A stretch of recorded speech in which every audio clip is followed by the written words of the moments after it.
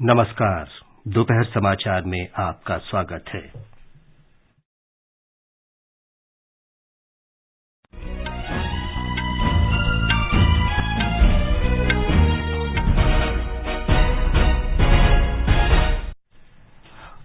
प्रधानमंत्री नरेंद्र मोदी ने कहा, सरकार ने निवेशकों के लिए उदार नीति बनाई और देश में पूंजी निवेश के लिए प्रोत्साहन दिया है।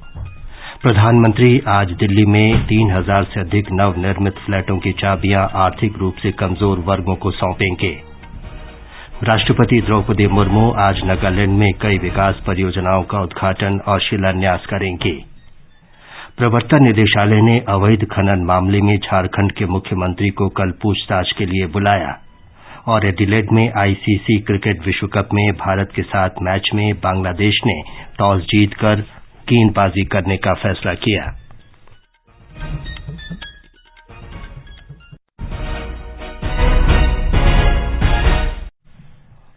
दोपहर समाचार के साथ मैं विमलेंदु पांडे। प्रधानमंत्री नरेंद्र मोदी ने कहा है कि महामारी के बाद दुनिया भारत को उम्मीद भरी नजर से देख रही है, क्योंकि भारत निवेशकों को विकास के द्वार प्रदान कर रहा है। श्री मोदी ने आज वीडियो कॉन्फ्रेंस के जरिए कर्नाटका में वैश्विक निवेशक सम्मेलन इन्वेस्ट कर्नाटका के उद्घाटन समारोह को संबोधित किया। प्रधानमंत्री ने कहा कि भारत में निवेश का अर्थ बेहतर, स्वच्छ और पृथ्वी को सुरक्षित बनाए रखने के लिए लोकतंत्र और समावेशिता में निवेश करना है। प्रधानमंत्री नरेंद्र मोदी ने कहा है कि सरकार का विशेष ध्यान सही सोच के साथ नीतिगत स्तर की बाधाओं को समाप्त करना है। श्री मोदी ने कहा कि सरकार ने कानूनों को युक्तिसंगत बनाने, नियमों और विनियमों को कारगर बनाने के लिए कई महत्वपूर्ण फैसले किए हैं। हमने इन्वेस्टर्स को रेड टेप के जाल में उलझाने के बजाय निवेश के लिए रेड कारपेट का माहौल बनाया। हमने नए उपजाऊ कानून बनाने के बजाय उन्हें रेशनलाइज बनाया। हमने युवाओं को नियमों में जकड़ने के बजाय उन्हें अपनी क्षमताओं को और बढ़ाने का मौका दिया। प्रधानमंत्री ने कहा कि मजबूत लोकतांत्रिक ढांचे के कारण दुनिया में भारत का भविष्य उज्जवल है।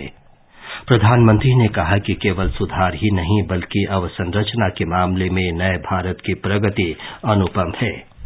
प्रधानमंत्री ने कहा कि राज्यों के आगे बढ़ने से ही देश की प्रगति संभव है।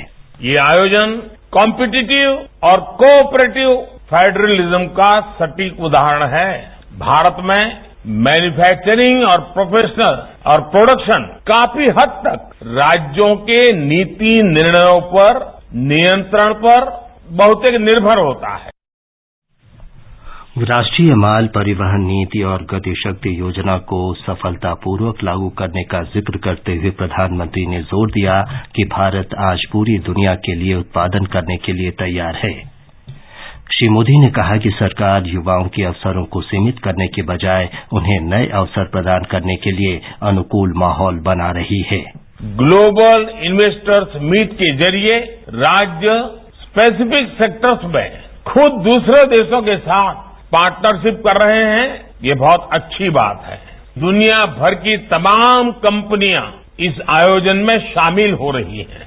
इस प्लेटफॉर्म पर हजारों करोड़ रुपए की पार्टनरशिप की जाएगी। इससे बड़े पैमाने पर युवाओं के लिए रोजगार के अवसर बनेंगे। प्रधानमंत्री ने कहा कि सरकार रक्षा, ड्रोन, अंतरिक्ष और भूस्थानिक डेटा जैसे क्षेत्रों में निजी निवेशकों को प्रोत्साहन दिया है। श्री मोदी ने कहा कि भारत ही ऐसा स्थान है जहां संस्कृति और प्रौद्योगिकी दोनों साथ साथ काम करते हैं। प्रधानमंत्री ने कहा कि प्रतिस्पर्धा और संघवाद की भावना से प्रेरित होकर सभी राज्यों ने मजबूत निवेश नीति बनाई और बुनियादी ढांचा तैयार किया। प्रधानमंत्री ने कहा कि केंद्र और कर्नाटका में डबल इंजन की सरकार से बेंगलुरु का तेजी से विकास होगा। उन्होंने कारोबार को सुगम बनाने में शीर्ष स्थान पर रहने और विदेशी प्रत्यक्ष निवेश आकर्षित करने के लिए कर्नाटका की सराहना की।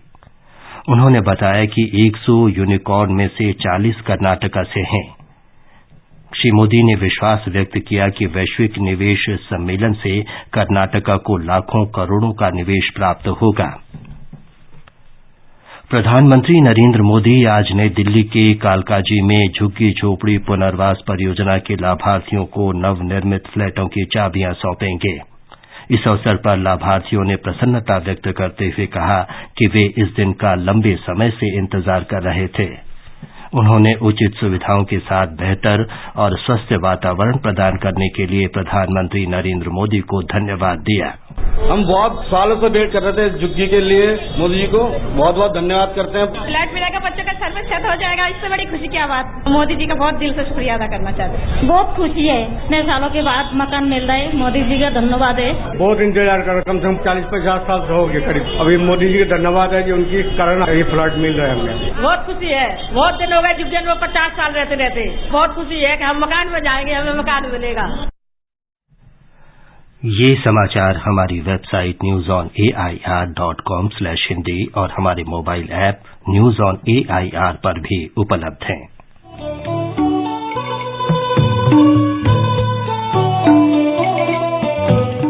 You are listening to our program Northeast Diary, bringing you enchanting stories from the northeastern part of India. This program is broadcast every Thursday and Sunday at 5:30 p.m. on FM Gold and on our app News on AIR. We look forward to you walking this journey with us twice a week, every week.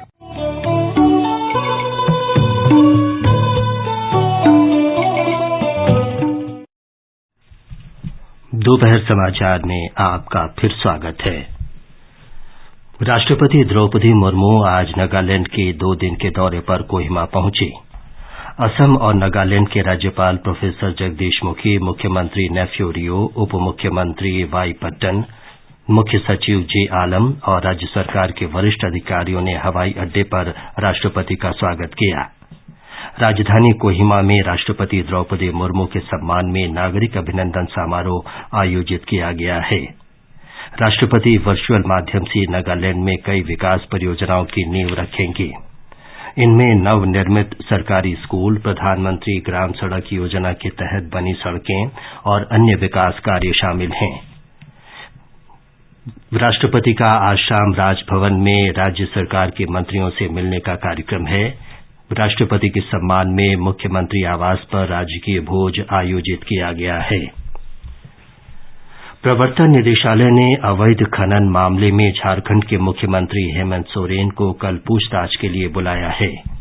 सूत्रों के अनुसार केंद्रीय जांच agency ने मुख्यमंत्री को 11:30 बजे रांची स्थित उसके कार्यालय में उपस्थित होने को कहा है। निदेशालय ने पुलिस महानिदेशक और केंद्रीय रिजर्व पुलिस बल से प्रवर्तन निदेशालय के दफ्तर की सुरक्षा बढ़ाने का भी आग्रह किया है।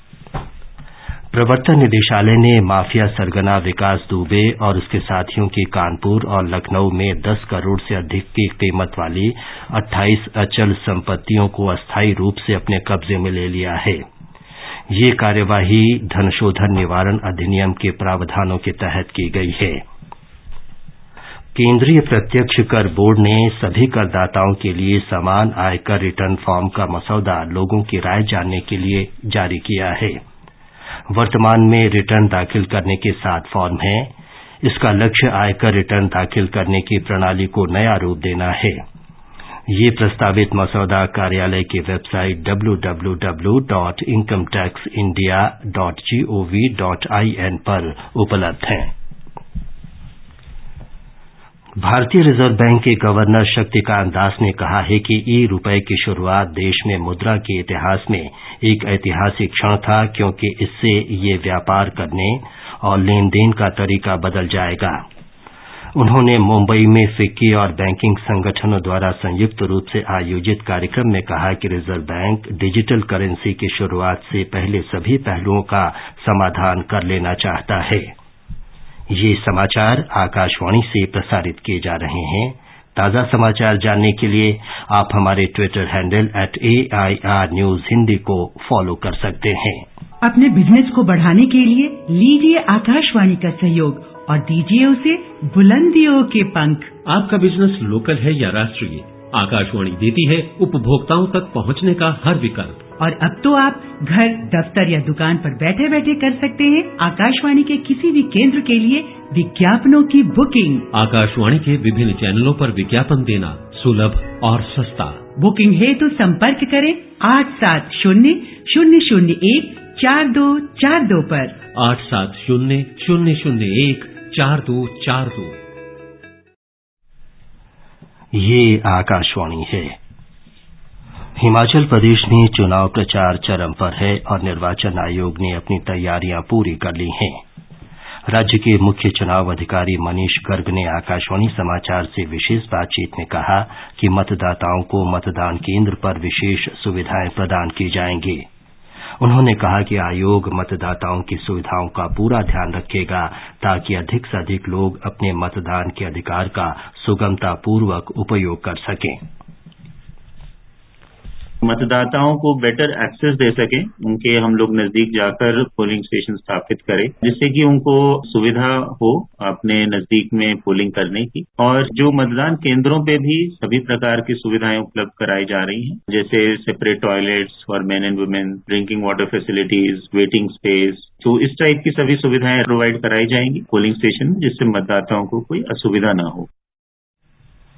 सरकार ने केंद्र शासित प्रदेश लद्दाख के उपराज्यपाल को अपने प्रशासनिक नियंत्रण के तहत लोक सेवाओं ग्रुप ए और ग्रुप बी राजपत्रित पदों पर भर्ती के नियम बनाने का अधिकार देने संबंधी अधिसूचना जारी की है।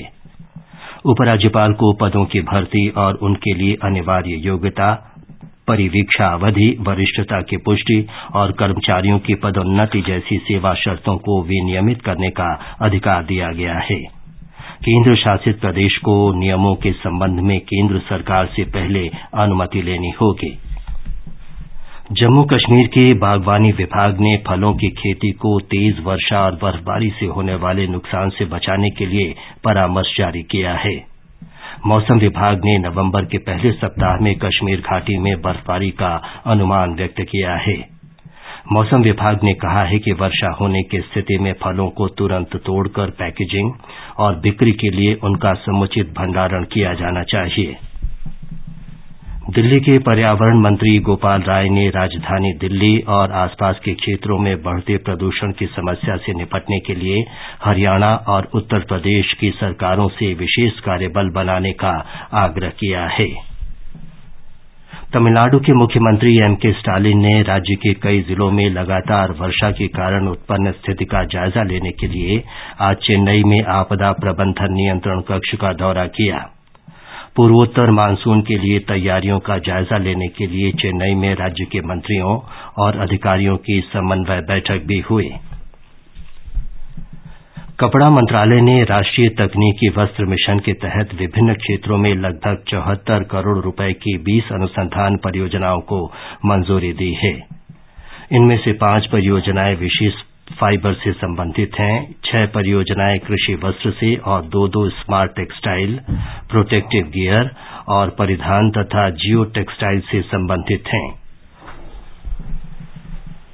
जॉर्डन के अम्मान में एशियाई मुक्केबाजी प्रतियोगिता में आज प्री क्वार्टर फाइनल में स्पर्श कुमार का मुकाबला कजाकिस्तान के साकेन बीबीनिसोव से होगा। मोहम्मद हसमुद्दीन भी प्री क्वार्टर फाइनल में अपनी चुनौती पेश करेंगे। आईसीसी T20 क्रिकेट विश्व कप में भारत और बांग्लादेश के बीच मुकाबला जारी है। एडिलेड ओवल में खेले जा रहे इस मैच में बांग्लादेश ने टॉस जीता और पहले फील्डिंग करने का फैसला किया। ताजा समाचार मिलने तक भारत 11 ओवर में 2 विकेट पर 91 रन बनाए हैं। ये मैच दोनों ही टीमों के लिए महत्वपूर्ण है। अंत में मुख्य समाचार एक बार फिर। प्रधानमंत्री नरेंद्र मोदी ने कहा, सरकार ने निवेशकों के लिए उदार नीति बनाई और देश में पूंजी निवेश के लिए प्रोत्साहन दिया है। प्रधानमंत्री आज दिल्ली में 3000 से अधिक नवनिर्मित फ्लैटों की चाबियां आर्थिक रूप से कमजोर वर्गों को सौंपेंगे। राष्ट्रपति द्रौपदी मुर्मू आज नागालैंड में कई विकास परियोजनाओं का उद्घाटन और शिलान्यास करेंगे। प्रवर्तन निदेशालय ने अवैध खनन मामले में झारखंड के मुख्यमंत्री को कल पूछताछ के लिए बुलाया। और एडिलेड में आईसीसी क्रिकेट विश्व कप में भारत के साथ मैच में बांग्लादेश ने टॉस जीतकर पहले गेंदबाजी करने का फैसला किया।